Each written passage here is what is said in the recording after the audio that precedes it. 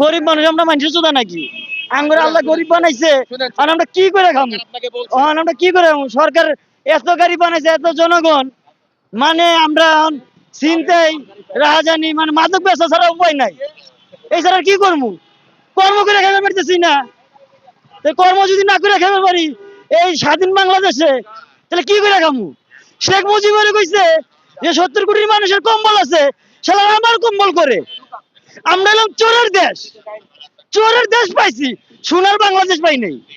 সোনার দেশ বাংলাদেশ পাবো কবে? যেদিন কিয়ামত হইব, সালার কিয়ামতে ধ্বংস হয়ে যাবো দেশ, সেদিন কেবল সোনার বাংলাদেশ।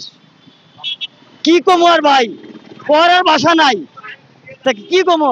গাড়ির জমা হইলো 600, সংসার খরচ, ফ্যামিলি খরচ, অনেকের চুদা দিয়ে নিয়ে আসবো কোন?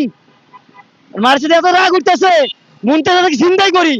মার্সি তো ভাই 300 টাকার মতো, 600 টাকা চায়। আমাদের সরকারি একটা রেকার বিল আছে, জরিমানা স্বরূপ সেটাই নেওয়া হয়। 600 করে চাওয়া না, সরকারি বিল 1200 টাকা। রিক্সার ক্ষেত্রে এটা 600 টাকা একটা বিল করা হয় জরিমানা। ডাম্পিং এ দিলে, এখন আমাদের ডাম্পিং এ দেওয়ার মতো জায়গা নাই ভাই, আমাদের পর্যাপ্ত স্পেস নাই। ডাম্পিং এ দিতে দিতে যতটুকু জায়গা ছিল অতটুকু শেষ। এখন যতটুকু সম্ভব আমরা চেষ্টা করছি যে জরিমানা করছি, যে তারপরেও যাতে না আসে। কারণ ওর কাছে 600 টাকা কিন্তু বেশি, একটা রিক্সাওয়ালার কাছে। সতর্কতা স্বরূপ এই যে জরিমানা করে ছেড়ে দেওয়া হচ্ছে, ভাই তুমি আর আইসো না, তারপরেও